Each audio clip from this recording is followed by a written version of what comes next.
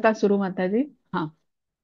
हरे कृष्ण. स्वागत आहे सर्वांचं. श्री श्री राधा गोविंद इस्कॉन मँगलोर तर्फे घेतला जाणारा हा कार्तिक मासाचा वर्ग आहे, ज्यामध्ये आपण श्रीमद भागवतमच्या पहिल्या स्कंदाचं वाचन करत आहोत. तर वाचन पुढे सुरू ठेवण्यापूर्वी प्रथम मंगलाचरणने सुरुवात करूया. हरे कृष्ण. न- ओम नमो भगवते वासुदेवाय. ओम नमो भगवते वासुदेवाय. ओम नमो भगवते वासुदेवाय. नारायणं नमस्कृत्यं नरं चैव नरोत्तमं देवीं सरस्वतीं व्यासं ततो जयमुदीरयेत्। नष्टप्रायेषु अभद्रेषु नित्यं भागवत सेवया भगवती उत्तमश्लोके भक्तिर्भवति नैष्टिकी। कृष्णाय वासुदेवाय देवकी नन्दनाय च नन्दगोपकुमाराय गोविन्दाय नमो नमः। ओम अज्ञानतिमिरान्धस्य ज्ञानाञ्जनशलाकया चक्षुरुन्मिलितं येन तस्मै श्रीगुरवे नमः। श्रीचैतन्यमनोभीष्टं स्थापितं येन भूतले स्वयं रूप कदा मह्यं ददाति स्वपदान्तिकं।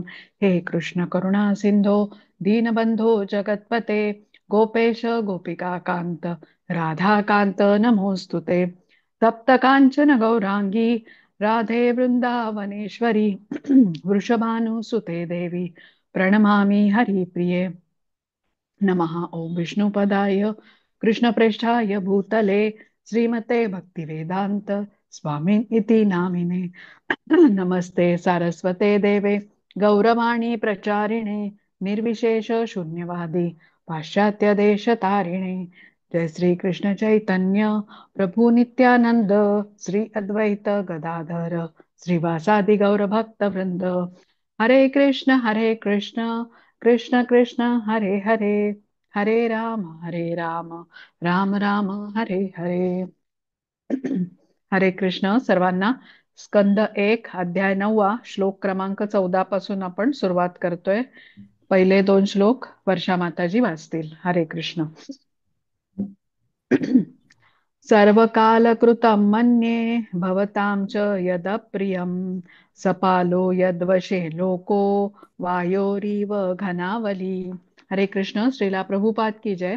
मला असे वाटते की ही सर्व काळाची करणी आहे. काळ प्रत्येकास अनुलंघ्य आहे. ज्याप्रमाणे मेघसमूह वायूच्या अधीन असतो, त्याप्रमाणे सर्व लोकातील जीवमात्रे या काळाच्या अधीन असतात. हरे कृष्ण. हरे कृष्ण. श्रील प्रभुपाद की जय. तात्पर्य: काळाची सत्ता आपल्या विश्वात सर्वत्र चालते, तशीच ती अन्य सर्व लोकांवरही चालते. सूर्य लोकासहित सर्व मोठमोठ्या लोकांवर वायूची सत्ता आहे. त्या वायूच्या शक्तीमुळेच मेघांचा समूह वाहून नेला जातो.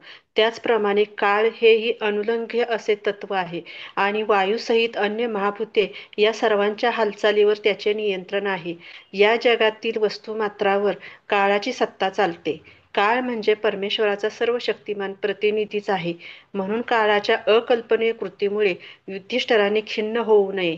जोपर्यंत मनुष्य भौतिक जगातील बंधनाने जखडलेला आहे, तोपर्यंत त्याने काळाच्या क्रिया प्रतिक्रियांचे आघात सोसलेच पाहिजेत. युधिष्ठिरांनी असे समजण्याचे कारण नाही की पूर्वजन्मीच्या पापांची फळे ते या जन्मी परिणाम म्हणून भोगीत आहेत. अत्यंत पुण्यशील माणसे ही भगवंताशी अत्यंत एकनिष्ठपणे राहतात, कारण त्यांना अधिकारी अशा ब्राह्मण आणि वैष्णवांचे मार्गदर्शन असते आणि ते ती धर्मतत्वे काटेकोरपणे पाळत असतात. ही 3 तत्वे मनुष्याच्या जीवनामध्ये मार्गदर्शक ध्येय म्हणून असावीत. काळाच्या युक्त्यामध्ये कोणीही विचलित होऊ नये.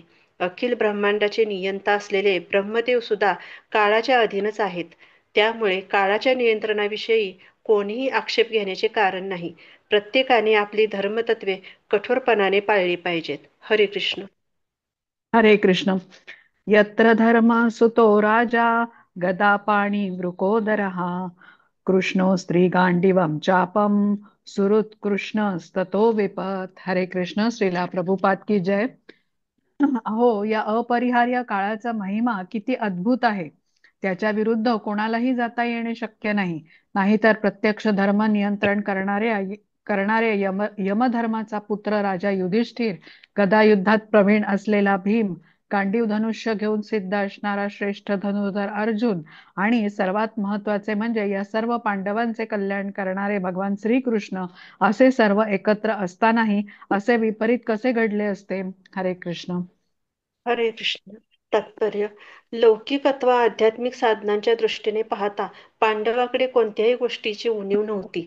लौकिक दृष्टीने पाहता ते उत्तम रीतीने सज्ज होते. त्यांच्याकडे भीम आणि अर्जुन असे दोन मोठे योद्धे होते. आध्यात्मिक दृष्टीने पाहता राजा स्वतः धर्माचे उत्कृष्ट प्रतीक होता आणि विशेष म्हणजे देवादिदेव भगवान श्रीकृष्ण स्वतः त्यांचे हितचिंतन करीत होते. असे असूनही अनेक वेळी पांडवांना प्रतिकूल परिस्थितीतून जावे लागले. पुण्यकृत्यांचे बळ, व्यक्तींचे बळ, श्रेष्ठ नियोजनाची शक्ती, शस्त्रास्त्रांचे सामर्थ्य या सर्वावर प्रत्यक्ष भगवान श्रीकृष्णांची दृष्टी असे. इतके सर्व असूनही पांडवांना जीवनात कितीतरी अनिष्ट स्वीकारावी लागली. याचे स्पष्टीकरण केवळ एकच: कालमहिमा अनुल्लंघनीय असा आहे. काळ हा ईश्वरीय शक्तीचाच अंगभूत आहे आणि त्यामुळेच त्याची करणी, त्याच्या लीला प्रत्यक्ष भगवंताचीच अजिंक्य इच्छा प्रकट करतात. मानवी नियंत्रण शक्तीच्या बाहेर जर एखादी गोष्ट असेल तर तिच्याविषयी खंत करण्यासारखे काहीही नाही. हरे कृष्ण.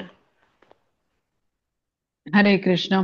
आता माताच्या पुढचं कोण वाचतंय? हा, विमल येते. माताजी, त्यानंतर पुढचे दोन सुमन माताजी. हरे कृष्ण.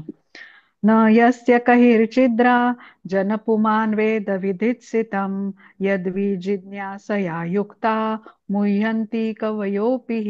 हरे कृष्ण. श्रीला प्रभुपाद की जय.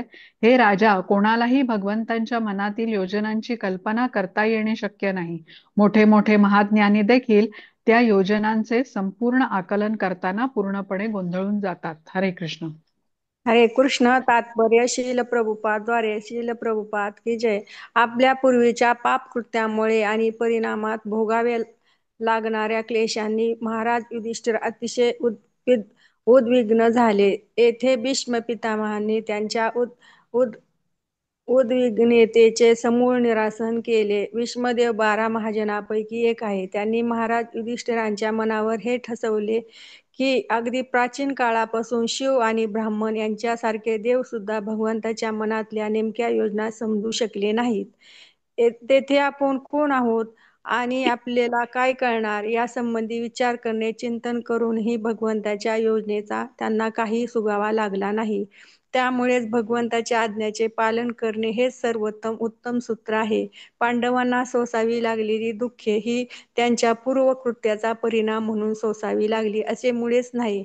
भगवंतांना नीतीच्या साम्राज्याची स्थापना करावयाची होती आणि त्यांच्यासाठी त्यांच्या स्वतःच्या सद्भक्तांना नीतीचा विजय व्हावा म्हणून काही काळ दुःख सोसणे क्रमप्राप्त होते. अंततः सत्याचा नीतीचा विजय झाला हे पाहून भीष्म देवांना अत्यंत समाधान झाले. ते स्वतः जरी राजा युधिष्ठिरांच्या विरोधात लढले होते तरीही राजा युधिष्ठिर राज्यावर बसले हे पाहून त्यांना अत्यंत आनंद झाला. भीष्मासारख्या पराक्रमी योद्धाला सुद्धा कुरुक्षेत्राचे युद्ध जिंकता आले नाही, कारण भगवंतांना असे सिद्ध करावयाचे होते की पाप कोणत्याही परिस्थितीत नीतीवर विजय मिळवू शकत नाही. तेथे पापाच्या बाजूने लढणारे कोणीही असो. भीष्मदेव स्वतः भगवंताचे श्रेष्ठ भक्त होते, परंतु त्यांनी पांडवांच्या विरोधात युद्ध केले. त्यामागेही परमेश्वराचीच इच्छा होती, कारण परमेश्वराला असे दाखवायचे होते की भीष्मदेवासारखा योद्धा देखील अन्यायाच्या पक्षाकडून लढला तरी जिंकू शकत नाही. हरे कृष्ण. हरे कृष्ण. तस्मादिदं दैवतन्त्रं यवस्य भरतर्षभ तस्यानुविहितो नाथ पाहि प्रजा प्रभो. हरे कृष्ण. श्रीला प्रभुपाद की जय. हे भरोत्कुलोत्पन्न श्रेष्ठ पुरुषा, मी निश्चयाने सांगतो की जे घडले ते सर्व परमेश्वराच्या इच्छेप्रमाणेच घडले आहे. परमेश्वराची ही अचिंत्य योजना तूही मान्य कर आणि तू तिचे पालन कर. तू आता राजा झाला आहेस, म्हणून हे राजा, आता अनाथ झालेल्या आपल्या प्रजेचे तू योग्य प्रकारे पालन कर. हरे कृष्ण. हरे कृष्ण. हरे तात्पर्य: शील प्रभुपाद द्वारे. शील प्रभुपाद की जय. आपल्याकडे एक सार्वत्रिक म्हण आहे, लेकी बोले सुने लागे. भगवानही त्याप्रमाणे जगाला शिकवण्याच्या उद्देशाने येथे आपल्या भक्तांना शिकवित आहेत. भक्ताला भगवंताकडून नवे काही शिकवायचे असते असे नाही, कारण आपल्या प्रामाणिक भक्ताच्या अंतःकरणात राहून भगवान तेथूनच त्याला शिकवित असतात. म्हणून जेथे कधी भगवद्गीतेच्या शिकवणीप्रमाणे भक्ताला शिकवण्याचा देखावा केला जातो, तो अल्पबुद्धीच्या लोकांना शिकवण देण्यासाठीच असतो. भक्ताचे कर्तव्य एवढेच असते की आपल्याला सोसावे लागणारे कष्ट म्हणजे भगवत प्रदत्त वरदान आहे असे समजून आक्षेप न घेता ते सोसणे. भीष्मदेवांनी पांडवांना असा परामर्श दिला की त्यांनी राजशासनाचे उत्तरदायित्व निशंकपणे स्वीकारावे. कुरुक्षेत्रावरील युद्धामुळे प्रजननामध्ये असुरक्षितपणाची भावना उत्पन्न झाली होती आणि आता युधिष्ठिर महाराज राज्याची धुरा केव्हा स्वीकारतील याचीच ते वाट पाहत होते. शुद्ध भगवत भक्त सर्व प्रकारच्या कष्टांना भगवंताची कृपा असल्याचे समजतो. भगवंत परमस्वरूपी आहेत आणि या दोघात लौकिक अंतर नाही. हरे कृष्णा. हरे कृष्ण. आता 2 श्लोक सुमन माताजी आणि त्या पुढचे हा नंदा माताजी. हरे कृष्ण. एष वै भगवान साक्षादाद्यो नारायणः पुमान् मोहयन् माया लोकम गूढश्चरति वृष्णीषु. हरे कृष्ण. श्रीला प्रभुपाद की जय. हे श्रीकृष्ण म्हणजे इतर कोणी नसून साक्षात अचिंत्य पूर्ण पुरुषोत्तम भगवान आहेत. ते आदिनारायण असून परमभोक्ते आहेत. ते आमच्यापैकी एक असल्यासारखे वृष्णीकुळात वावरत आहेत आणि आपल्या मायाशक्तीने ते आपल्याला मोहित करून टाकत आहेत. हरे कृष्ण. हरे कृष्ण. ज्ञान मिळवण्याची वैदिक पद्धत अवरोह प्रकारची आहे. अधिकारी पुरुषांकडून शिष्य परंपरेनेच ज्ञान घेता येते. हे ज्ञान काही अप्रबुद्ध लोक समजतात त्याप्रमाणे एका विशिष्ट व्यक्तीच्या मतावर अवलंबून नसते. आपले वडील कोण हे समजून घ्यायला आपली माता हीच योग्य अधिकारी व्यक्ती आहे. अशा गोपनीय गोष्टीसाठी तीच योग्य अधिकारी आहे. तेव्हा अधिकाऱ्याला हटवादी म्हणता येणार नाही. भगवद्गीतेच्या 4थ्या अध्यायात हे सत्य समर्थन करून सांगितले आहे. अधिकारी व्यक्तीला ज्ञान मिळवणे हीच ज्ञान संपादनाची सर्वोत्तम पद्धती आहे आणि हीच पद्धती जगात सर्वत्र सत्य म्हणून स्वीकारली आहे. परंतु केवळ वितंडवादी लोकच विरुद्ध वक्तव्य करतात. उदाहरण म्हणून पाहूया. आधुनिक अवकाशयान आकाशात उडते आणि शास्त्रज्ञ सांगतात की आपण चंद्राच्या विरुद्ध भाग तेथे जाऊन पाहिला. तेव्हा लोक त्यांच्यावर आंधळेपणाने विश्वास ठेवतात, कारण त्यांनी शास्त्रज्ञांना अधिकारी मानलेले आहे. अशा अधिकारी व्यक्ती सांगतात आणि सामान्य लोक त्यांच्यावर विश्वास ठेवतात. परंतु वैदिक सत्यासंबंधी मात्र असा विश्वास ठेवू नये असे त्यांना शिकवले जाते. जरी कधी विश्वास ठेवलाच तरीही ते आपले एक वेगळे भाष्य निर्माण करीत असतात.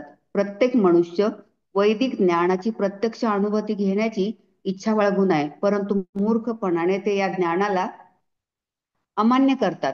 याचा अर्थ असा की ही वाट चुकलेली माणसे एका प्रकारच्या अधिकारी व्यक्तीवर शास्त्रज्ञावर विश्वास ठेवतात, परंतु वेदाचा अधिकार मात्र नाकारतात. परिणामतः त्यांचे अधपतन झाले आहे. येथे एक अधिकारी व्यक्ती आपल्या अधिकारवाणीने सांगत आहे की श्रीकृष्ण म्हणजे साक्षात देवादिदेव आणि आदिनारायण आहेत. अद्वैतवादी आद्य शंकराचार्य सुद्धा आपल्या गीता भाष्याच्या आरंभी सांगतात की देवादिदेव आदिनारायण हे लौकिक निर्मितीच्या अतीत आहेत.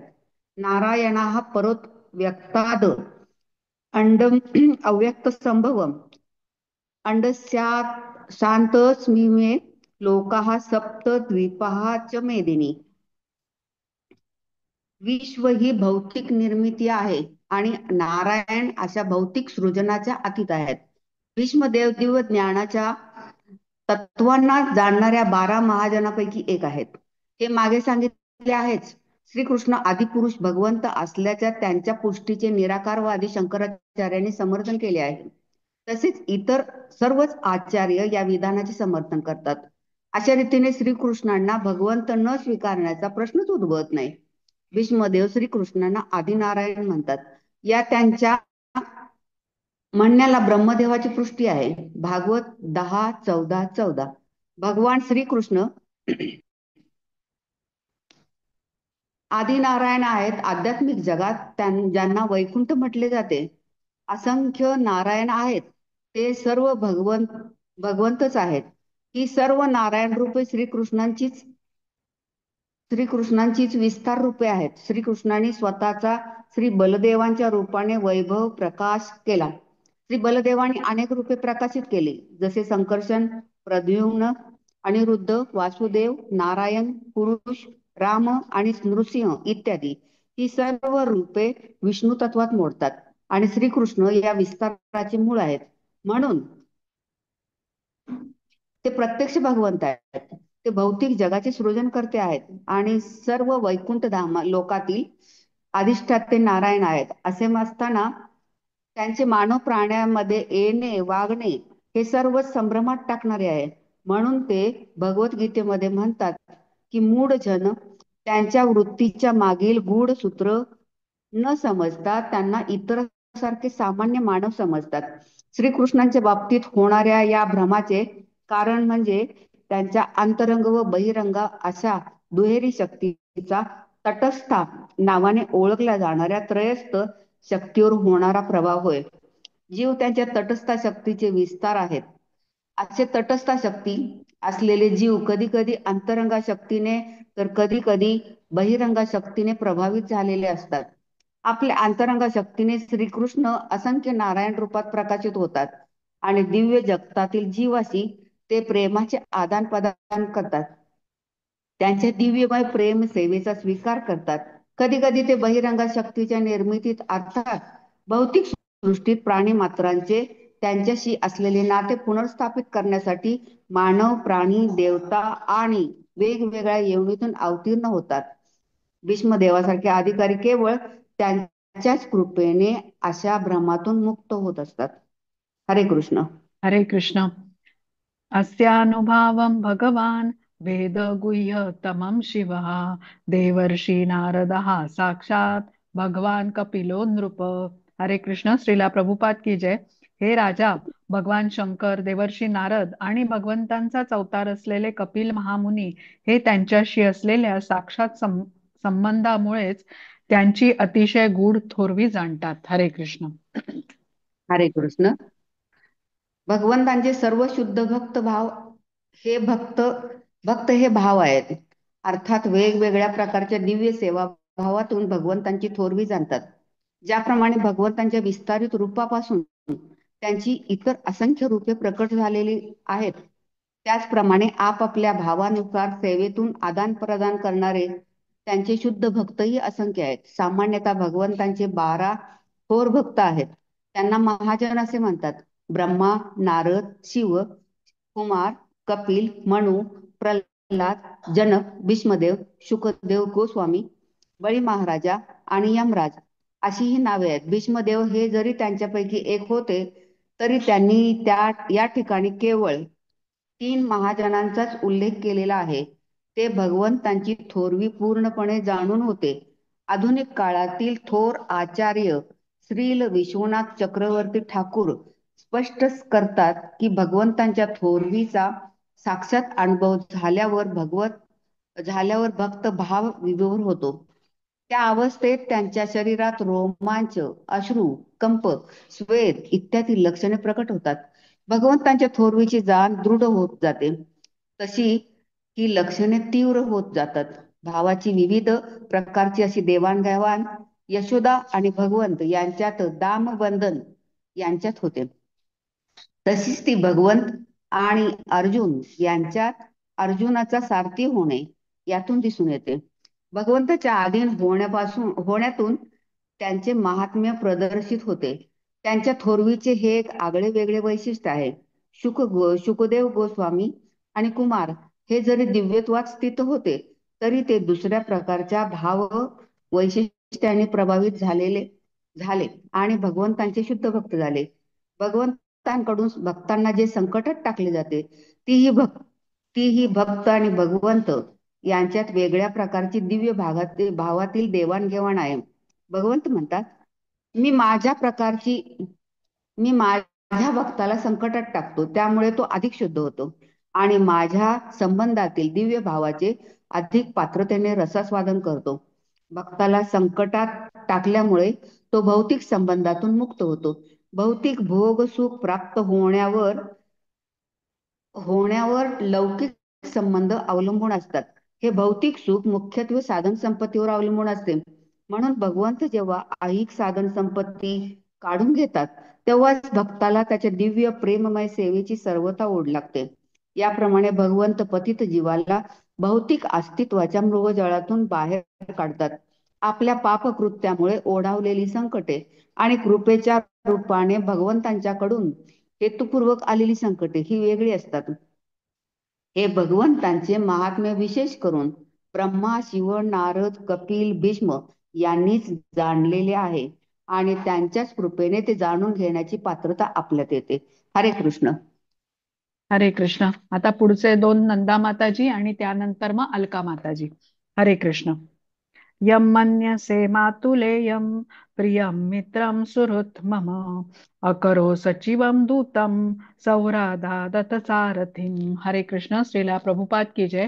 हे राजा, ज्यांना केवळ अज्ञानामुळे तू आपला मामे भाऊ, प्रिय मित्र, श्रेष्ठ हितचिंतक मानलेस आणि नंतर मंत्री, दूत आणि स्नेहभावामुळे सारथी बनवलेस, ते हे साक्षात पूर्ण पुरुषोत्तम भगवान आहेत. हरे कृष्ण. हरे कृष्ण. शिला प्रभुपादजी द्वारा तात्पर्य. श्रीकृष्ण जरी पांडवांचे मामे भाऊ, प्रिय मित्र, हितचिंतक, मंत्री, दूत, उपकारक इत्यादी असले तरी ते साक्षात देवाधिदेव परमेश्वर आहेत. आपल्या एकनिष्ठ भक्तांविषयी त्यांच्या मनात जी अकारण स्वाभाविक करुणा आणि कृपा वसत असते, त्यामुळे वरील अनेक प्रकारची कार्य ते करीत असतात. त्याचा अर्थ असा नव्हे की त्यांनी आपली भगवत्ता सोडून दिली आहे. त्यांना इतरांसारखे सामान्य मानव समजणे म्हणजे पराकोटीचे अज्ञान आहे. हरे कृष्ण. हरे कृष्ण. सर्वात्मनः समदृश्यो यद्वयस्यान अनहंकृते तत्कृतं मतिवैषम्यम निरवध्यस्य न क्वचित. हरे कृष्ण. श्रीला प्रभुपाद की जय. सर्व पूर्ण असल्याने ते प्रत्येकाच्या अंतःकरणात उपस्थित आहेत. ते सर्वांसाठी सारखेच दयाळू आहेत. ते विषमतेतून होणाऱ्या खोट्या अहंकाराच्या अतीत आहेत. म्हणून त्यांच्या कोणत्याही कार्यामध्ये भौतिक आसक्ती नसते. ते समदर्शी आहेत. हरे कृष्ण. हरे कृष्ण. तात्पर्य. भगवान परिपूर्ण असल्याने जगतात त्यांच्याहून वेगळे असे काहीही नाही. ते कैवल्य आहेत. सर्वत्र तेच व्यापलेले आहेत. जगातील जीव मात्रे आणि वस्तू मात्रे ही त्यांच्याच शक्तीची प्रकटीकरणे आहेत. अशा रीतीने ते आपल्या शक्तीने सर्वत्र उपस्थित आहेत. त्यांची शक्ती त्यांच्याहून वेगळी नाही. सूर्यकिरणाहून भिन्न नसतो. तद्वत भगवंत आपल्या विविध शक्तींनी सर्वत्र व्याप्त आहेत. ते परमात्मा आहेत आणि सर्वोच्च मार्गदर्शन करण्यासाठी प्रत्येक जीवमात्राच्या ठिकाणी उपस्थित आहेत. त्यामुळेच ते आधीपासूनच सर्वांचे सारथी आहेत. ते सर्व जीवमात्रांचे समुपदेशक आहेत आणि त्यामुळे ते जेव्हा अर्जुनाचे सारथी म्हणून आपल्या समोर येतात, तेव्हा त्यांच्या परमपदाला काही बाधा पोचते असे मुळीच नाही. एकनिष्ठ सेवेची अशी शक्ती आहे की ती त्यांच्या सारथ्य कर्म करणाऱ्याला किंवा दौत्य कर्म करणाऱ्याला भाग पडते. जीवनाच्या ऐहिक संकल्पनेशी त्यांचे काही नाते नाही. ते विश्वातील एकमात्र आध्यात्मिक सत्ता आहेत. तेव्हा त्यांच्या दृष्टीने कोणत्याही कृतीमध्ये श्रेष्ठ किंवा कनिष्ठ भाव असण्याचे कारण नाही. भगवंतांच्या ठायी खोटा अहंकार नाही आणि म्हणूनच ते आपल्याहून दुसऱ्या कोणत्याही वस्तूंशी मित्रत्व सांगत नाहीत. त्यामुळे आपण रथाचे सारथ्य करीत असल्याने आपल्यामध्ये काही न्यूनत्व आले अशी भावना त्यांच्यामध्ये निर्माण होत नाही. भगवत भक्तांची एकनिष्ठ भक्तवत्सल भगवंतांना अशी सेवा करण्याकडे आकर्षित करते. ते भक्ताचे श्रेष्ठ वैभव आहे. हरे कृष्ण. हरे कृष्ण. तथाप्येकांत भक्तेषु पश्य भूपानुकंपितं यन्मे सुंस्त्यजतः साक्षात कृष्णो दर्शनमागतः. हरे कृष्ण. श्रीला प्रभुपाद की जय. तथापि जरी भगवान सर्वांकडे दयाळूपणे पाहत असले तरी हे राजा, आपल्या एकनिष्ठ भक्तांवर त्यांची किती अपार कृपा असते पहा. आता माझे प्राण सोडून जाण्याच्या वेळी अत्यंत कृपाळूपणे ते माझ्या दृष्टीसमोर आले आहेत. हरे कृष्ण. अलका माताजी. हरे हरे कृष्ण माताजी. दंडवत प्रणाम. तात्पर्य. श्रील प्रभुपादजी द्वारा श्रील प्रभुपादजी की जय. परमपूर्ण भगवान श्रीकृष्ण जरी सर्वांकडे सारख्या कृपा दृष्टीने पाहत असले तरीही त्यांच्या एकनिष्ठ भक्तांकडे त्यांची विशेष प्रेमार्ध दृष्टी असते, हे खरेच आहे. भक्त भगवंतांना सर्वथा समर्पित असतो आणि भगवंतांव्यतिरिक्त आपल्यास दुसरा संरक्षण करता कोणीही नाही हे भक्ताने पुरते जाणलेले असते. आपला संरक्षक, स्नेही आणि धनी या संबंधातून भगवंतावर असलेली अविभिचारी निष्ठा हीच मुळी भगवंतांकडून मिळणाऱ्या शाश्वत जीवनाची प्राथमिक अट आहे. सर्व शक्तिमान भगवंतांच्या इच्छेने जीवाचे स्वरूपच असे आहे की आपला सर्व भाव सर्वथा भगवंतावर सोडण्यातच तो समाधानी राहतो. जीवाची भिन्न प्रवृत्ती हेच अधःपतनाचे कारण असते. सगळ्यावर माझीच स्वतंत्र सत्ता चालते. परमेश्वरी शक्तीचा त्याच्याशी काहीही संबंध नाही, अशी समजूत त्याने करून घेतलेली असते. आपल्या दुःखाचे मूळ या आपल्या खोट्या अहंकारात असते. वास्तविक पाहता कोणत्याही परिस्थितीत आपल्याला परमेश्वराचीच ओढ असली पाहिजे. भीष्मदेवांच्या मृत्यूशय्येजवळ भगवान उपस्थित झाले. याचे कारण भीष्मांची अव्यभिचारी निष्ठा हे होय. अर्जुनाचा भगवंतांशी प्रत्यक्ष नात्याचा संबंध होता. भगवान श्रीकृष्ण हे नात्याने भीष्मांचा असा जवळचा कोणताही संबंध नव्हता. त्यामुळे त्यांची ओढ ही तीव्र आत्मिक संबंधातून निर्माण झालेली होती. हे खरे असले तरी नातेसंबंध हा अतिशय नैसर्गिक आणि सुखद आहे. त्यामुळे आपण जेव्हा भगवंतांना नंदसुता, यशोदानंदन, राधिका रमणा अशा नावाने हाक मारतो तेव्हा त्यांना अधिक आनंद होतो. या नातेसंबंधामुळे निर्माण झालेली आत्मीयता हे भगवंतांच्या प्रेममय भक्तीच्या आदान प्रदानाचे वेगळेच वैशिष्ट्य आहे. भीष्मदेवांना या दिव्य मनोवृत्तीच्या माधुर्याची गोडी पूर्णपणे माहीत असते आणि म्हणूनच यशोदानंदन, नंदनंदन संबोधण्याप्रमाणेच विजय सख्या, पार्थ सख्या म्हणून हाक मारणे श्रीकृष्णांना आवडते. दिव्य माधुर्यातून परमेश्वराशी आपले नाते जोडण्याचा सर्वोत्तम उपाय म्हणजे भगवंतांच्या प्रिय भक्तांचा आश्रय घेणे हा होय. आपण थेट त्यांच्याशी संबंध साधण्याचा प्रयत्न करू नये. आपण योग्य मार्ग दाखवणारा एखादा समर्थ आणि पारदर्शक मध्यस्थ शोधावा, हे उत्तम. श्रील प्रभुपादजी की जय. हरे कृष्ण माताजी. दंडवत. हरे कृष्ण. भक्त्यावेश मनो यस्मिन् वाचायन्नाम कीर्तयन् त्यजन् कलेवरं योगी मुच्यते काम कर्मभिः. हरे कृष्ण. श्रीला प्रभुपाद की जय. भक्ताने श्रद्धापूर्वक ध्यान आणि सतत नाम संकीर्तन केल्याने भगवान त्यांच्या अंतःकरणात आविर्भूत होतात आणि त्यांच्या देहत्यागासमयी ते त्याला सकाम कर्माच्या बंधनातून मुक्त करतात. हरे कृष्ण. हरे कृष्ण माताजी. दंडवत प्रणाम. तात्पर्य. श्रील प्रभुपादजी. योग म्हणजे अन्य सर्व विषयांपासून परावृत्त झालेल्या मनाची एकाग्रता, आणि अशी एकाग्रता म्हणजे समाधी किंवा भगवंतांच्या सेवेत सर्वस्वी संलग्न होणे होय. याप्रमाणे मन एकाग्र करणाऱ्याला योगी म्हणतात. असा योगी भक्त भगवंतांच्या चिंतनामध्ये आपले लक्ष दिवसाचे 24 तास गुंतवून ठेवतो आणि त्यामुळे त्याचे मन भगवंतांच्या नवविधा भक्तींनी भरून जाते. ही नवविधा भक्ती पुढील प्रमाणे आहे: श्रवण, कीर्तन, स्मरण, पादसेवन, अर्चन, वंदन, दास्य, सख्य, आत्मनिवेदन. अशा योगाचरणाने अर्थात भगवंतांच्या सेवेत स्वतःला वाहून घेतल्याने भक्त भगवंतांना प्रिय होतो. भगवद्गीतेत परिपूर्ण समाधीच्या अवस्थेच्या संदर्भात हे स्पष्ट करण्यात आले आहे. असा विरळा भक्त सर्व योग्यांमध्ये श्रेष्ठ असल्याचे भगवान सांगतात. असा पूर्णत्वाला पोहोचलेला योगी भगवंतांच्या आशीर्वादाने आपल्या प्रबुद्ध जाणीवेने भगवंतावर मन एकाग्र करण्यास समर्थ होतो. आणि देहपतनापूर्वी असा नामसंकीर्तन करणारा योगी देहत्यागानंतर भगवंतांच्या तत्काळ भौतिक जीवन व तत्संबंधी कोणतेही लक्षण नसणाऱ्या शाश्वत लोकाला प्राप्त होतो. भौतिक जीवनात जीवाला आपल्या कर्मानुसार विविध प्रकारचे ताप सहन करावे लागतात. असे भौतिक जीवन आपल्या भौतिक वासनांचाच परिपाक आहे. भगवंतांच्या भक्तीत जीवाच्या स्वाभाविक इच्छा नष्ट केल्या जात नाही, तर त्या योग्य कामी भगवंतांच्या सेवेतच संलग्न केल्या जातात.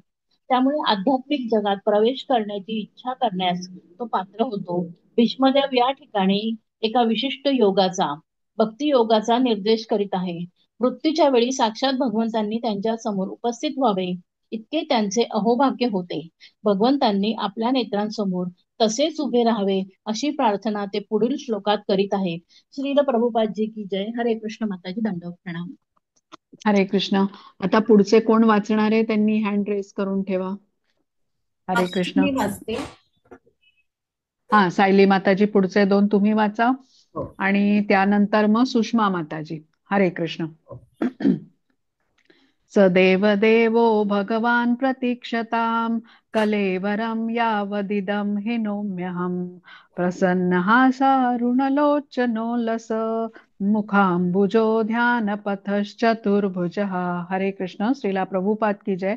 ज्यांना 4 हात आहेत, प्रभातकालीन सूर्योदयासारखे ज्यांचे नेत्र अरुण वर्णाचे आहेत, ज्यांच्या सुशोभित मुखकमलावर स्मितहास्य विलसत आहे, असे ते भगवान श्रीकृष्ण मी देह सोडीपर्यंत माझ्या दृष्टीपथात राहोत. हरे कृष्ण. हरे कृष्ण. तात्पर्य: चतुर्भुज नारायण हे भीष्मदेवांचे इष्टदेव आहे. भगवान श्रीकृष्ण हेच आदी नारायण आहेत आणि चतुर्भुज नारायण हे भगवान श्रीकृष्णांचेच एक विलास रूप आहे, याची भीष्मदेवांना जाणीव होती. अप्रत्यक्षपणे या ठिकाणी ते अशी इच्छा व्यक्त करीत आहेत की भगवान श्रीकृष्णांनी आपले चतुर्भुज नारायण रूप त्यांना दाखवावे. वैष्णव भक्त वृत्तीने नम्र असतो. विश्वदेवांना हे निश्चितपणे माहीत होते की आपले पार्थिव शरीर सोडल्यानंतर आपण वैकुंठ लोकी जाणार आहोत. तरीही वैष्णव म्हणून त्यांनी अशी नम्र इच्छा प्रकट केली. भगवंतांचे सुंदर मुख आता आपल्याला पाहायला मिळावे, कारण एकदा हे शरीर सोडून गेल्यावर, परलोकी गेल्यावर ते रूप पाहण्याची शक्यता पुन्हा उरणार नाही. आपल्या एकनिष्ठ भक्तांना आपल्या धामामध्ये प्रवेश देण्याचे आश्वासन जरी भगवंतांनी दिले असले तरीही वैष्णव त्याविषयी गर्व करीत नाहीत. आपण जोपर्यंत देह सोडित नाही तोपर्यंत, असे भीष्मदेव म्हणतात. याचा अर्थ हा, या थोर सेनापतीला आपले शरीर आपल्या इच्छेने सोडता येईल. त्याच्यावर निसर्ग नियमांचा अधिकार चालत नाही. त्यांच्या अंगी असे सामर्थ्य होते की त्यांना आपले हे शरीर हवे तेवढा वेळ ठेवून घेता आले असते. अशा प्रकारचा वर त्यांना आपल्या पित्याकडून मिळालेला होता. भगवंतांनी आपल्या चतुर्भुज रूपात त्यांच्या समोर उभे राहावे, म्हणजे त्यांना त्या रूपाचे ध्यान करता येईल. ध्यान करताना समाधी अवस्था प्राप्त होईल आणि अशा चिंतनाने आपले मन पवित्र होईल, अशी त्यांची अंतिम इच्छा होती. आपण पुढे कोठे जाणार याची त्यांना चिंता वाटत नव्हती. शुद्ध भगवत भक्ताला भगवत धामात परत जाण्याची फारशी उत्सुकता कधीच नसते. तो केवळ परमेश्वराच्या कृपेवर अवलंबून असतो. समजा परमेश्वराने त्याला नरकात जायला सांगितले तर तो तेथेही समाधानाने जाईल. सद्भक्ताची एवढी एकच इच्छा असते की सर्व प्रकारच्या परिस्थितीत त्याचे चित्त नेहमी भगवंतांच्या चिंतनामध्ये पूर्ण रममाण असावे. भगवंतांच्या चरणकमलांच्या ध्यानामध्ये रमावे. विश्वदेवांचीही अंतिम इच्छा एवढीच आहे की भगवंत चिंतन करीत असतानाच आपले प्राणोत्क्रमण व्हावे. शुद्ध भक्ताची हीच उच्चतम आकांक्षा असते. हरे कृष्ण. हरे कृष्ण. सूत उवाच युधिष्ठिरस्तदा कर्ण्य शयानं शरपञ्जरे अपृच्छत् विविधान् धर्मान् ऋषीणां चानुशृण्वताम्. हरे कृष्ण. श्रीला प्रभुपाद की जय. सूत गोस्वामी म्हणाले, भीष्मदेवांचे आर्जवी स्वरातले ते बोलणे ऐकल्यानंतर महाराज युधिष्ठिरांनी तेथे असणाऱ्या सर्व ऋषींच्या उपस्थितीतच त्या भीष्मांना विविध धार्मिक कर्तव्याविषयी विचारले. हरे कृष्ण.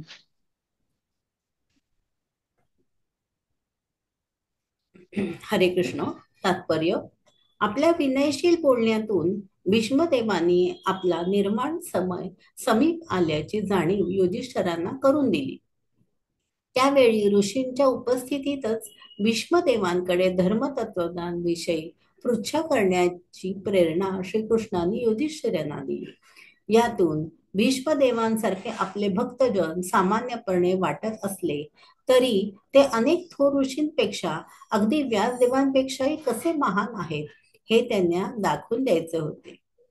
आणखी एक गोष्ट अशी की भीष्मदेव त्या वेळेला बाणाच्या मृत्यूशय्येवर पहुडलेले होते असे नव्हे, तर त्या अवस्थेमध्ये त्यांना कितीतरी तीव्र वेदना होत होत्या. त्या तशा परिस्थितीत त्यांनी कोणतेही प्रश्न विचारणे अनुचित झाले असते. तथापि भगवान श्रीकृष्णांना असे सिद्ध करायचे होते की त्यांचे भक्त कोणत्याही परिस्थितीत आपल्या आध्यात्मिक ज्ञानामुळे शरीराने आणि मनाने अविचलितच असतात. अर्थातच जीवनात योग्य मार्गदर्शन करण्यासाठी भगवंतांचे एकनिष्ठ भक्त कोणत्याही परिस्थितीत तत्पर असतात. युधिष्ठिरांनाही आपल्या समस्येविषयी तेथे उपस्थितीत राहिलेल्या व भीष्मांच्या पेक्षाही खचितच अधिक विद्वान असलेल्या ऋषीमुनींपैकी कोणालाही विचारण्याऐवजी भीष्मांना विचारणे अधिक महत्वाचे मानले. हे सर्व चक्रपाणी भगवान श्रीकृष्णांच्या योजनानेच झाले. पित्याला आपला मुलगा आपल्यापेक्षा श्रेष्ठ व्हावा असे वाटते.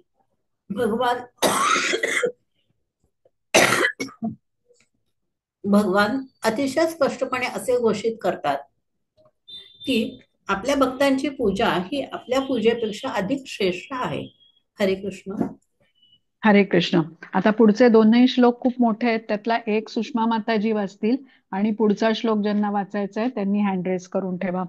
हरे कृष्ण. पुरुष स्वभाव विहितान यथा वर्णम यथाश्रमम वैराग्य राग उपाधिभ्यान आमनाथ उभय लक्षणान. हरे कृष्ण. श्रीला प्रभुपाद की जय. युधिष्ठिर महाराजांच्या प्रश्नानंतर भीष्मदेवांनी व्यक्तींच्या स्वभाव धर्मानुसार सांगितलेले सर्व वर्णांचे व आश्रमांचे धर्म स्पष्ट केले. नंतर त्यांनी वैराग्य व आसक्ती यामुळे निर्माण होणाऱ्या निवृत्ती आणि प्रवृत्तीपर धर्माचे पद्धतशीरपणे वर्णन केले. हरे कृष्ण. हरे कृष्ण. शील प्रभुपाद की जय. तात्पर्य: परमेश्वराच्या इच्छेनेच 4 वर्ण व 4 आश्रम यांची निर्मिती झाली. व्यक्तीच्या दैवी गुणांना चालना मिळून त्याने आत्मज्ञानाच्या दिशेने क्रमाने वाटचाल करावी आणि योग्य आचरण ठेवून ऐहिक बंधनातून व बद्ध जीवनातून सुटका करून घ्यावी, हा वर्णाश्रम संस्थेचा उद्देश. बहुतेक सर्व पुराणातून हा विषय त्याच दृष्टिकोनातून मांडलेला आहे. तसेच महाभारतात शांती पर्वाच्या 60व्या अध्यायापासून पुढे भीष्मदेवांनी हीच गोष्ट अधिक विस्ताराने स्पष्ट केली आहे. मानवी जीवनाची यशस्वी सांगता होण्यासाठी सुसंस्कृत व्यक्तीला प्रशिक्षित करण्याकरता वर्णाश्रम धर्माची योजना आखण्यात आली आहे. आहार, निद्रा, भय व मैथून यातच जीवन व्यतीत करणाऱ्या क्षुद्र प्राण्यांपेक्षा मानवी जीवन हे आत्मज्ञानामुळेच आगळे ठरत असते. भीष्मदेवांनी सांगितल्याप्रमाणे पुढील 9 गुण मनुष्यासाठी आवश्यक आहे. क्रोधाविष्ट न होणे,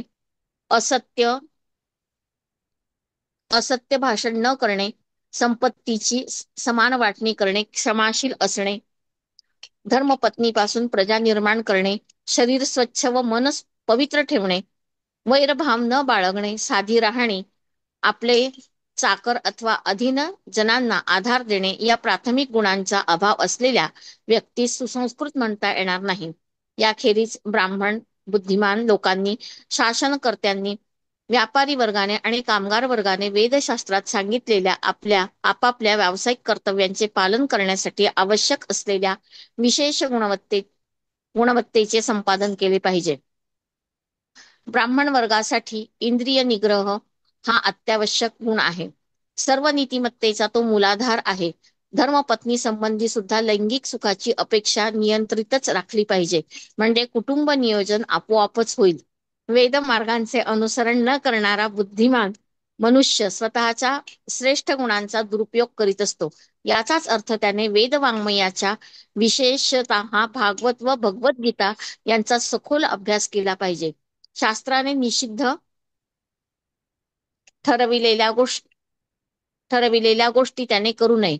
मद्यपान किंवा धूम्रपान करणारी व्यक्ती शिक्षक होऊ शकत नाही. आधुनिक शिक्षण व्यवस्थेमध्ये शिक्षकाच्या नैतिक चारित्र्याचे मूल्यमापन न करता केवळ ग्रांथिक पांडित्यच विचारात घेतले जाते.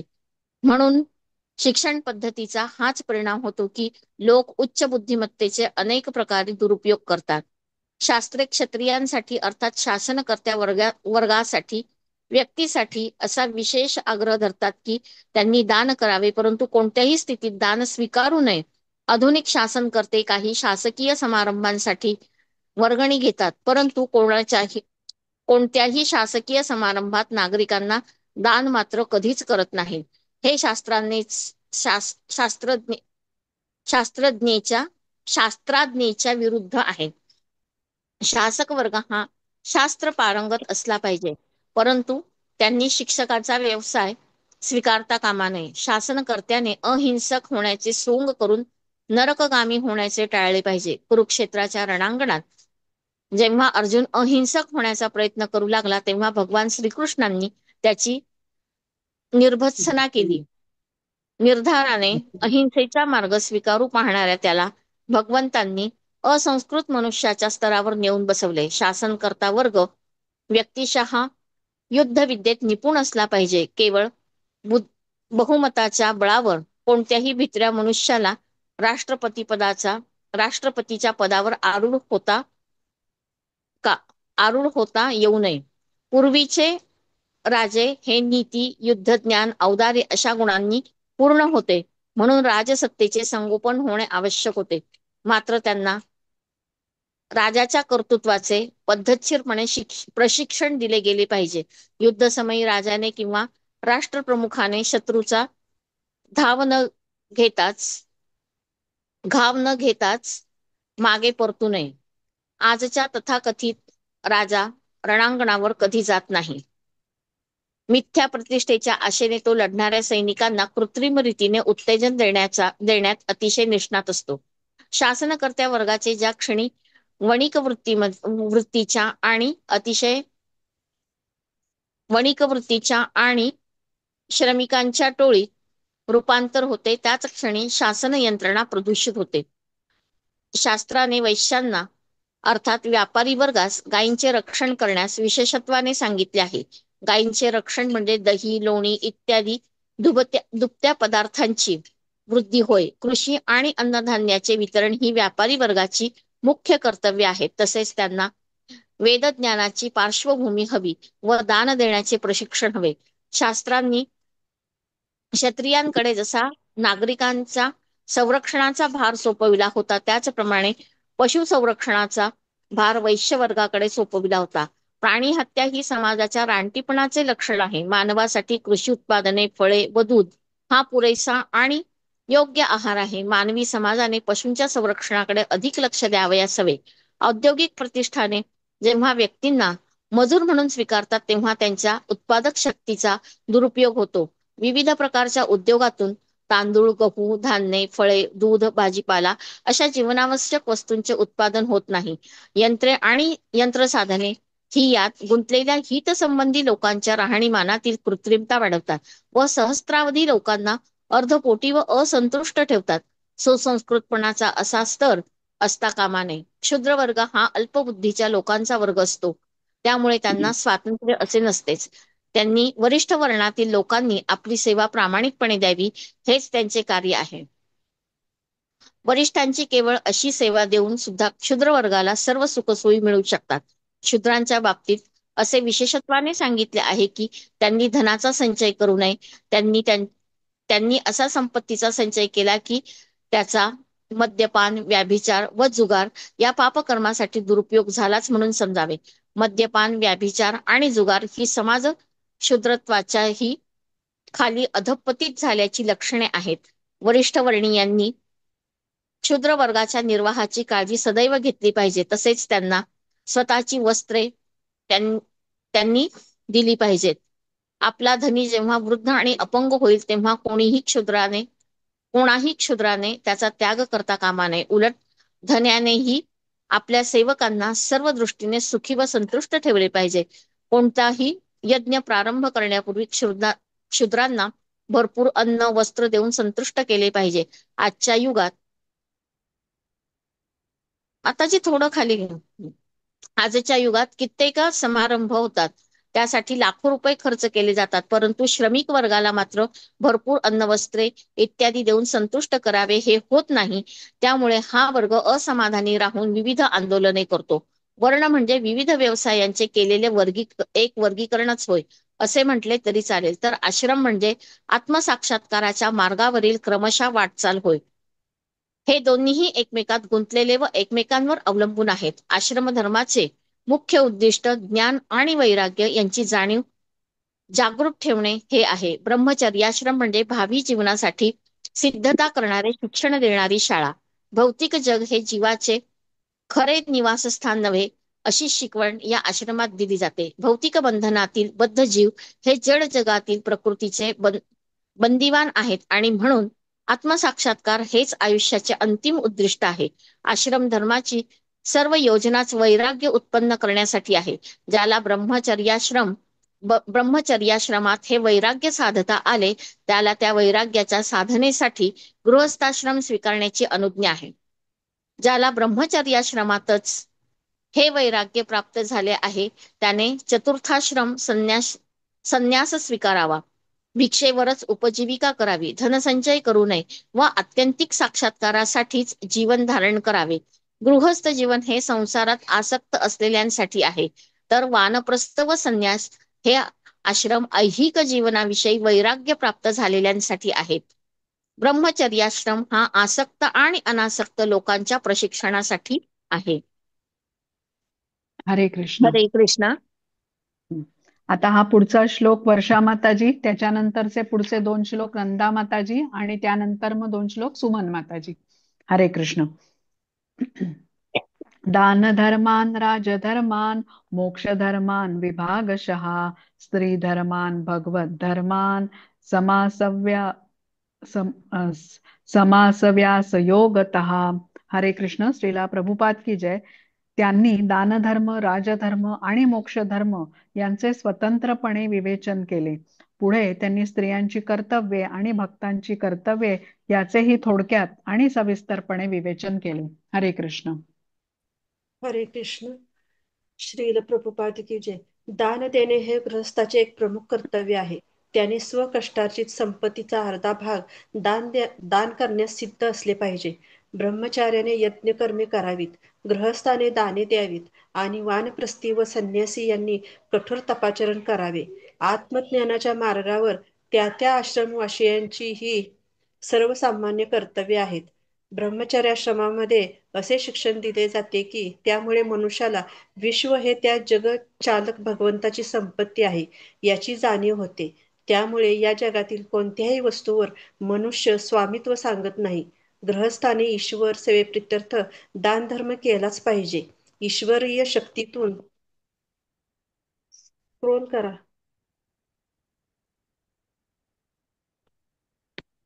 ईश्वरीय शक्तीतून दिव्य प्रेममय सेवेच्या रूपाने परमेश्वराला अर्पण केलीच पाहिजेत. ज्याप्रमाणे नद्या समुद्राकडून मेघाद्वारे जळ घेतात आणि पुन्हा समुद्राला जाऊन मिळतात, त्याप्रमाणे आपली शक्ती प्रभूंच्या सेवेत लावणे हे पूर्णत्व आहे.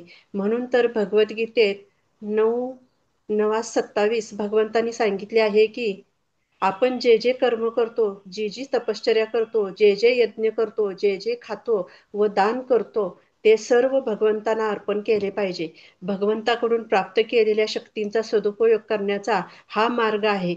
आपली शक्ती भगवत सेवेत संलग्न केल्यावर ती शुद्ध होते. तिच्यात भौतिक मदाचे कल्मश उरत नाही. अशा रीतीने आपण आपल्या भगवत सेवेच्या मूळ स्वाभाविक जीवनासाठी सुपात्र होतो. राजधर्म हे एक महान शास्त्र आहे. राजकीय वर्चस्व प्राप्त करण्यासाठी करावयाच्या धूर्त हालचाली असे त्याचे आजचे जे स्वरूप आहे त्याच्याहून ते भिन्न आहे. केवळ कर गोळा करणारे न राहता उदारता अंगी बाणावी यासाठी राजांना वैदिक काळात प्रशिक्षण दिले जात असे. प्रजेच्या कल्याणासाठी विविध प्रकारचे यत्न करण्याचे त्यांना शिक्षणच मिळालेले असे. आपल्या प्रजेला मुक्तीच्या मार्गावर वळविणे हे राजाचे श्रेष्ठ कर्तव्य आहे. वस्तुत जन्म, मृत्यू, जरा, व्याधी यांच्यापासून मुक्ती मिळवण्याच्या मार्गावर आपल्या प्रजेचे नेतृत्व करण्याविषयी प्रजेच्या गुरुजनांनी तसेच राजांनी कधीही उदासीन असू नये. ही प्राथमिक कर्तव्ये जेव्हा यथोचित प्रकारे निभावली जातात, तेव्हा लोकांचे सरकार चालवण्याची आवश्यकताच उरत नाही. आधुनिक काळात सामान्यतः माणसे धूर्तपणाने मिळविलेल्या बहुमताच्या बळावर राज्यकारभार करू पाहतात, परंतु त्यांना राज्य कर्तव्याचे प्राथमिक ज्ञान सुद्धा दिले गेलेले नसते आणि प्रत्येकाला ते ज्ञान देणे शक्यही नसते. अशा परिस्थितीत अज्ञानी राज्यकर्ते प्रजेला सर्व प्रकारे सुखी करण्याच्या प्रयत्नात गोंधळ मात्र माजवून ठेवतात. उलटपक्षी हे अप्रशिक्षित शासनकर्ते हळूहळू गुंड व चोर बनतात आणि सर्व दृष्टीने निरुपयोगी असलेल्या प्रचंड डोईजड शासन व्यवस्थेला अर्थपुरवठा करण्यासाठी करवाढ करतात. प्रत्यक्षात राज्यकारभार योग्य रीतीने करण्यासाठी राजांना मार्गदर्शक म्हणून विद्वान ब्राह्मणांची योजना असते. ते मनुस्मृती, पराशर, धर्मशास्त्र यासारख्या ग्रंथांच्या प्रकाशात त्यांना मार्गदर्शन करीत असतात. वैशिष्ट्यपूर्ण राजा सामान्य माणसाचा आदर्श असतो. राजा चारित्र्यसंपन्न, धर्मनिष्ठ, सौजन्यशील व उदार असेल तर प्रजा बहुधा त्याचे अनुकरण करते. असा राजा आळशी, विषयासक्त, प्रजेच्या जीवावर जगणारा नसतो. तो चोर, दरोडेखोरांचे पारिपत्य करण्यासाठी सदैव सिद्ध असतो. चारित्र्यसंपन्न राजे तथाकथित अहिंसेच्या निरर्थक सबबीखाली चोर लुटारूविषयी दयाळू नसतात. चोरांना, लुटारूंना असा कठोर दंड दिला जातो की त्यापासून धडा घेऊन भविष्यात कोणीही संघटितरित्या असे अपराध करण्यास धजत नाही. त्या काळी चोर लुटारूंना आजच्याप्रमाणे राज्यकारभारात कसलेही स्थान नव्हते. करविषयक नियम सोपे असत. त्यासाठी बळाचा उपयोग करावा लागत नसे. प्रजेच्या उत्पन्नापैकी 1/4 भाग काढून घेण्याचा राजाला अधिकार होता. नागरिक आपल्या मिळकतीचा 1/4 भाग कराच्या रूपाने राजाला स्वेच्छेने प्रदान करीत. राजाची चारित्र्य संपन्नता आणि धार्मिक सुसंवाद यामुळे देशात धान्य, फळे, फुले, रेशीम, कापूस, दूध, रत्ने, हिरे-माणिके यांची सुबत्ता होती, म्हणून कोणीही ऐहिकदृष्ट्या असंतुष्ट नव्हता. नागरिक शेती आणि पशुपालन याबाबतीत समृद्ध असल्याने त्यांच्याजवळ धान्य, फळे आणि दूध-दुभते यांची रेलचेल होती. साबण, सौंदर्यप्रसाधने, सिनेमा, मद्यपानगृहे अशा कृत्रिम आवश्यकतांना तेथे स्थान नव्हते. मानवी शक्ती योग्य कार्यासाठी उपजली जात आहे याकडे राजाला लक्ष पुरवावे लागे. मानवी शक्ती ही पाशवी वासनांच्या तुष्टीकरणासाठी नाही, तर ती आत्मसाक्षात्कारासाठी आहे.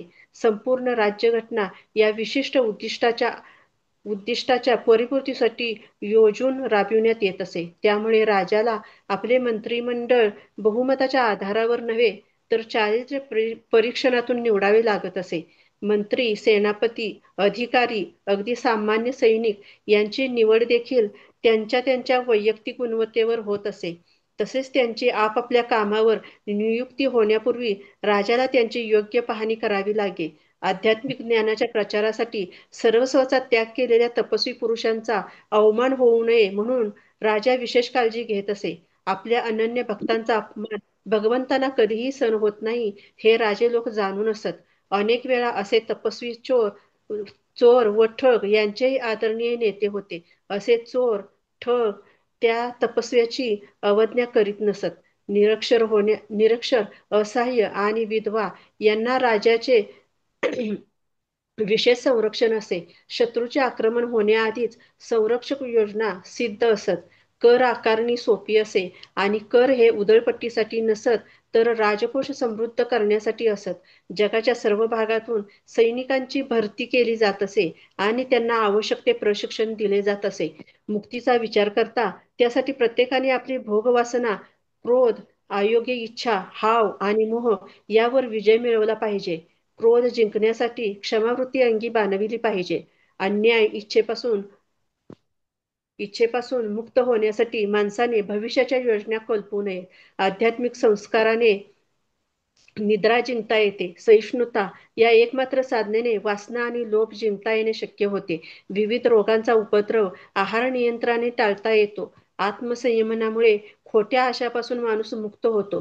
कुसंगती टाळल्याने पैसा वाचविता येतो. योगाभ्यासामुळे भुकेवर नियंत्रण मिळवता येते.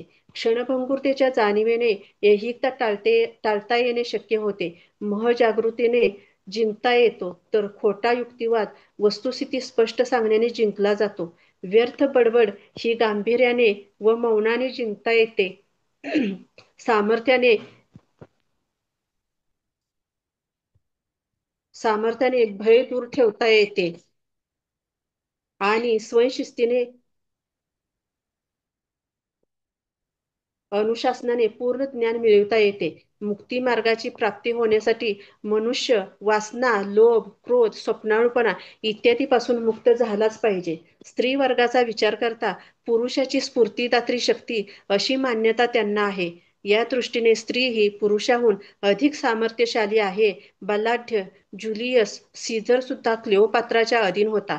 अशा शक्तिशाली स्त्रीचे लज्जेने आत्मनियंत्रण होते. स्त्रियासाठी लज्जा महत्वाची आहे. एकदा हे नियंत्रण शिथिल झाले की स्त्रिया आपल्या व्यभिचाराने समाजात अंधाधुंदी माजवतात. व्यभिचारातून वर्णसंकर होऊन अवांछित संतती निर्माण होते आणि त्यामुळे जगाची घडी विस्कटते. भीष्मदेवानी अंततः भगवंतांना संतुष्ट करण्याच्या प्रक्रियेविषयी उपदेश दिला.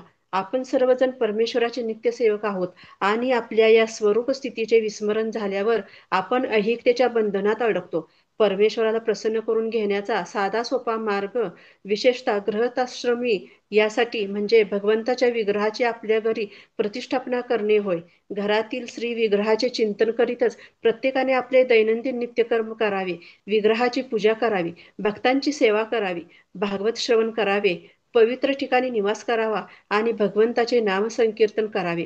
यात धनाचा व्यय होत नाही आणि तरीही भगवंतांना प्रसन्न करून घेता येते. अशा प्रकारे हे विषय पितामह भीष्मांनी आपल्या पौत्रांना समजावून सांगितले. हरे कृष्ण. हरे कृष्ण. आता हे 2 श्लोक नंदा माताजी आणि या पुढचे सुमन माताजी, त्यानंतर योजना माताजींनी हँड रेस केलाय. हरे कृष्ण. धर्मार्थ काम मोक्षांश्च सहोपायान यथा मुने नानाख्यानेतिहासेषु वर्णयामास तत्ववेद. हरे कृष्ण. श्रीला प्रभुपाद की जय. नंतर त्यांनी भीष्मांनी विविध वर्णाश्रमांप्रमाणे कराव्या लागणाऱ्या कर्तव्यांची माहिती दिली. त्यासाठी त्यांनी इतिहासातील अनेक उदाहरणे दिली, कारण ते स्वतः उत्तम रीतीने सत्य काय ते जाणीत होते. हरे कृष्ण.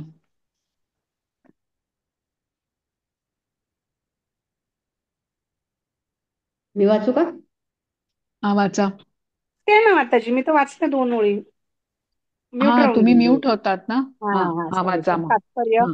पुराणे, रामायण, महाभारत अशा वैदिक वाङ्मयातून वर्णन करण्यात आलेले प्रसंग कालानुक्रमानुसार नसले तरी ते प्रत्यक्षात घडलेल्या ऐतिहासिक घटनांचे वृत्तांत आहेत. अशा ऐतिहासिक घटना जनसामान्यांसाठी उद्बोधक असल्यामुळे कालक्रमाचा विचार न करता वेगळ्या काढण्यात आलेल्या आहेत. तसेच विशेष बाब म्हणजे या घटना विविध लोकात किंबहुना विविध विश्वात घडलेल्या आहेत. अशा रीतीने त्यांची 3 दृष्टीने मोजमाप होत असते. आपल्या आकलनाची व्याप्ती मर्यादित असल्यामुळे आपल्याला त्या मागे पुढे वाटतील, परंतु आपला संबंध त्यातून होणाऱ्या उद्बोधनाशी आहे. युधिष्ठिर महाराजांच्या प्रश्नांना उत्तरे देताना भीष्मदेवांनी त्यांचे वर्णन केले. हरे हरे कृष्ण. कृष्ण. धर्मं प्रवदस्तस्य स काल प्रत्युपस्थित यो योगिंश्चंद मृत्यो वांछित स्तुतरायण. हरे कृष्ण. श्रीला प्रभुपाद की जय. भीष्मदेव अशा प्रकारे स्वधर्माचे विवेचन करीत असतानाच सूर्याने उत्तरायणात प्रवेश केला. इच्छामरणी योगी या काळाची इच्छा करीत असतात. हरे कृष्ण.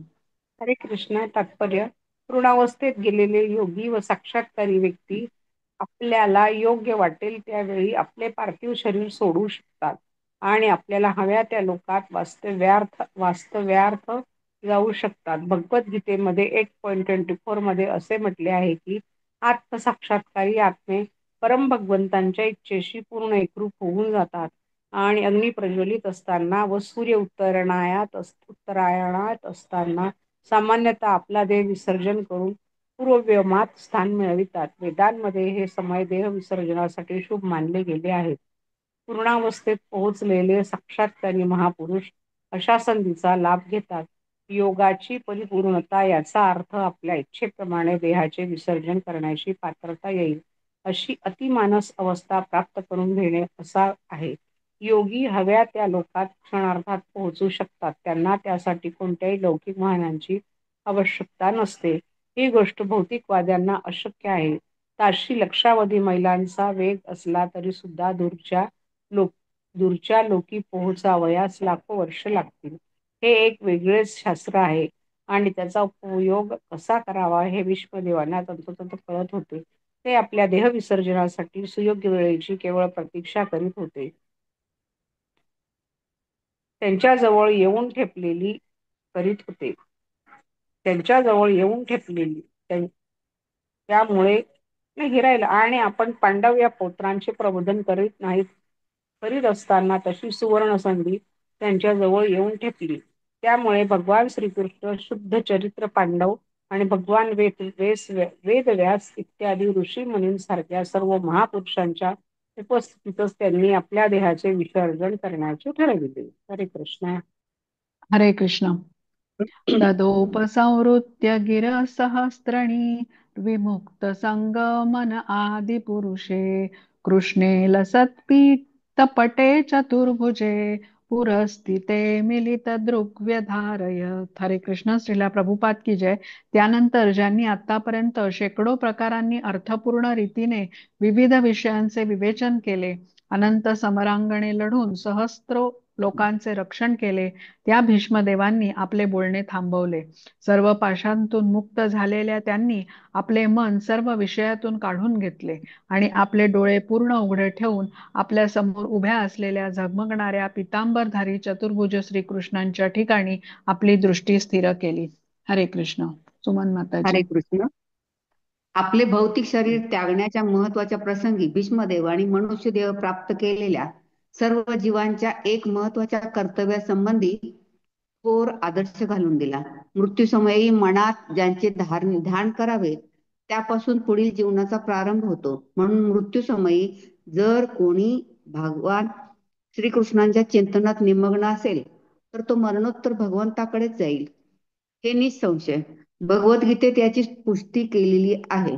8.5.15 अंतकाळी जो माझे स्मरण करीत देह सोडतो तो निसंशय माझ्या प्रकृतीला प्राप्त होतो. 6 ज्या चिंतनाच्या अवस्थेत मनुष्य देह त्यागतो तो त्याच अवस्थेला पोहोचतो. 7 म्हणून हे अर्जुना, तू माझे निरंतर माझे चिंतन कर आणि त्याच वेळी लढण्याचे आपले विहित कर्तव्य पार पाड. अशा रीतीने सर्व कार्य मला समर्पित करून तुझे मन आणि बुद्धी माझ्या ठिकाणी दृढ करून तू निसंशय मलाच प्राप्त होशील. 8 जो माझे भगवंताचे ध्यान करतो, ज्याचे मन सदैव माझ्या स्मरणातच गुंतलेले असते आणि जो आध्यात्मिक मार्गापासून कधीही विचलित होत नाही, तो माझ्याकडे येऊन पोहोचतो. 9 ते सर्वज्ञ आहेत, पुरातन आहेत, ते सर्वांचे नियंते आहेत, सूक्ष्माती सूक्ष्म आहेत, ते सर्वांचे पालन पोषण करणारे आहेत, ते भौतिक संकल्पनांच्या अतीत आहेत, अचिंत्य आहेत आणि ते सदैव एक व्यक्ती आहेत, साकार आहेत. ते सूर्याप्रमाणे तेजस्वी आहेत. ते दिव्य स्वरूपी असल्याने या भौतिक प्रकृतीच्या अतीत आहेत. अशा प्रकारे परमपुरुषाचे ध्यान करावे. 10 मृत्यूसमयी जो मनुष्य आपला प्राण भ्रुकुटी मध्ये स्थिर करतो आणि दृढ भक्तीने भगवंताचे स्मरण करण्यात मग्न होतो, तो निसंशय भगवंतांना प्राप्त होतो.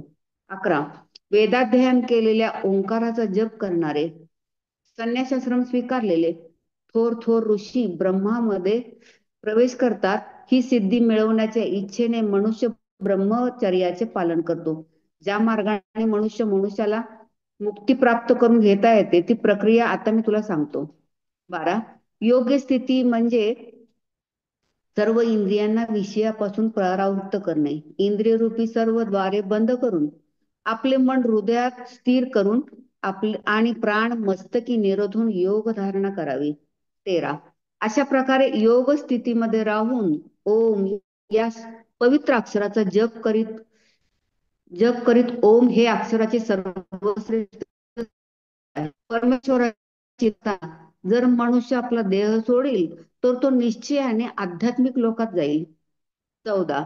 हे पार्थ, अविचलित चित्ताने माझे स्मरण करणारा साधक सततच्या भक्ती साधनेमुळे अत्यंत सहजपणे मला प्राप्त करतो. 15. माझे कधीच या क्षणभंगूर दुःखमय जगात परत येत नाहीत, कारण त्यांना अत्यधिक परिपूर्णत्व मिळवलेले असते. कारण त्यांनी अत्यधिक परिपूर्णत्व मिळवलेले असते. आपला देह त्याग आपल्या इच्छेप्रमाणे करता यावा अशी सिद्धी भीष्मदेवाने प्राप्त करून घेतलीच होती. आणि साक्षात भगवान श्रीकृष्ण त्यांचा ध्यान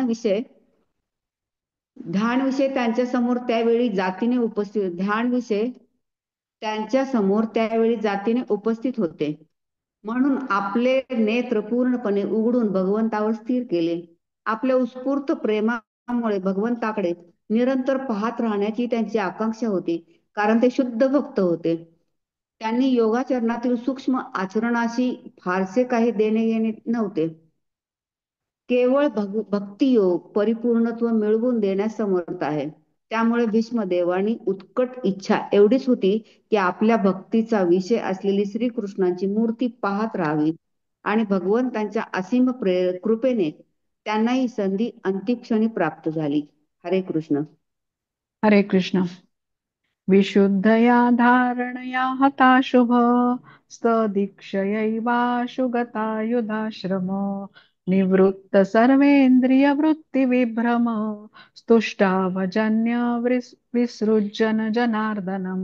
हरे कृष्ण. श्रीला प्रभुपाद की जय. अत्यंत विशुद्ध ध्यान स्थितीत भगवान श्रीकृष्णांकडे दृष्टी लावून ते सर्व पार्थिव अशुभांपासून मुक्त झाले आणि बाणांच्या घावामुळे त्यांना होणाऱ्या शरीराच्या वेदनाही विश्राम पावल्या. अशा प्रकारे त्यांच्या इंद्रियांच्या सर्व बाह्यवृत्ती थांबल्या आणि आपल्या देहत्यागाच्या समयी त्यांनी ध्यानाद्वारे सर्व जीवाचे नियमन करणाऱ्या इंद्रियातीत परमेश्वराची स्तुती केली. हरे कृष्ण. हरे कृष्ण. आपले पार्थिव शरीर ही भौतिक शक्तीची देणगी आहे. त्या पार्थिव शक्तीला परिभाषिक शब्द माया असा आहे. या भौतिक शक्तीशी मनुष्य आपले स्वत्व जोडतो, कारण परमेश्वराशी असलेल्या आपल्या चिरसंबंधाची त्याला विस्मृती झालेली असते. भीष्मदेवांसारख्या अनन्य भक्ताच्या बाबतीत ही माया भगवान श्रीकृष्णांच्या समक्ष तात्काळ नाहीशी झाली. भगवान श्रीकृष्ण सूर्यासारखे आहेत तर माया अंधकारासारखी आहे. सूर्य असताना तेथे अंधकार राहणे शक्यच नाही. त्यामुळे भगवान श्रीकृष्ण तेथे येऊन पोहोचताच तेथील भौतिकतेचे सर्व प्रदूषण नाहीसे झाले. त्यामुळे आपल्या इंद्रियांच्या वृत्ती भौतिक गोष्टीपासून आवरून भीष्मदेव इंद्रियातीत अवस्थेत जाऊ शकले. मूलतः जीव व इंद्रिये ही शुद्धच असतात. भौतिकतेच्या संसर्गाने इंद्रियांना अशुद्ध आणि अपूर्ण कर्म करावे लागते. तथापि श्रीकृष्णांच्या संबंधात पुन्हा आल्यानंतर इंद्रिये पार्थिवतेच्या संसर्गापासून मुक्त होतात. भगवंतांची उपस्थिती असल्याने भीष्मदेवांना अशा इंद्रियातीत स्थिती मृत्यूपूर्वीच प्राप्त झाली. भगवान हे सर्व जीवांचे नियंते आणि हितकर्ते आहेत. वेदांचा हाच अंतिम निर्णय आहे. सर्व नित्य जीवामध्ये तेच एक परमनित्य जीव आहेत. नित्यो नित्यानां चेतनानां एको बहुनां यो विदधाती कामानं. ते एकटे सर्व जीवांच्या सर्व प्रकारच्या आवश्यकता पूर्ण करतात. या प्रकारेच स्क्रोल करा माताजी. या प्रकारेच आपले थोर भक्त श्री भीष्मदेव यांच्या दिव्य कामना पुरवण्यासाठी भगवंतांनी सर्व सोयी उपलब्ध करून दिल्या. भीष्मदेवानी पुढील प्रमाणे त्यांची स्तुती केली. हरे कृष्ण. हरे कृष्ण. आता शेवटचे 2 श्लोक योजना माताजी वाचतील आणि मग आपण थांबूया आज. हरे कृष्ण. श्री भीष्म उवाच इति मरितरुपकल्पिता वितृष्णा भगवती सात्वत पुंगवे विभूम्नि स्वसुखमुपगते क्वचिदविर्हतुं प्रकृतिमुपेयुषि यत् भव प्रवाह. हरे कृष्ण. श्रीला प्रभुपाद की जय. श्री भीष्मदेव म्हणाले, आतापर्यंत माझे विचार, भावना, इच्छा या विविध विषयात आणि विहित कर्मात गुंतलेल्या होत्या. त्या आता मला सर्वशक्तिमान भगवान श्रीकृष्णांच्या चरणी लावू द्या. ते स्वसमाधानी आहेत. त्यांच्यापासून ही भौतिक सृष्टी निर्माण झाली आहे. ते भक्तांचे मार्गदर्शक असल्यामुळे कधी कधी या भौतिक जगात अवतरित होऊन दिव्य सुखाचा आस्वाद घेतात. हरे कृष्ण. हरे कृष्ण. श्रीला तात्पर्य श्रीला प्रभुपाद जी द्वारा श्रीला प्रभुपाद जी की जय. भीष्मदेव श्रेष्ठ राजकारणी होते. कुरु राजवंशांचे प्रमुख होते. थोर सेनापती होते. तसेच क्षत्रियांचे नेते होते. त्यांच्या मनात अनेक गोष्टींविषयी विचार चालत असे. त्यांची बुद्धी, भावना, इच्छा विविध विषयात संलग्न असे. आता शुद्ध प्रेममय भक्ती घडावी म्हणून त्यांना विचारशक्ती, अनुभवशक्ती आणि इच्छाशक्ती या सर्वच पूर्ण रूपाने परमचेतन भगवान श्रीकृष्णांच्या ठिकाणी लीन करण्याची इच्छा होती. भक्तांचे नेते व सर्वशक्तिमान असे येथे श्रीकृष्णांचे वर्णन आलेले आहे.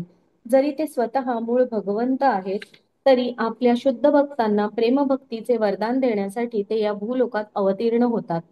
कधी ते आपल्या मूळ रूपात येतात, तर कधी श्री चैतन्य महाप्रभूंच्या रूपाने अवतीर्ण होतात. दोघेही भक्तांचे नेतेच आहेत. शुद्ध भक्तांना भगवंतांच्या सेवेविना कोणतीही इच्छा नसते, म्हणून त्यांना सात्वत असे म्हणतात.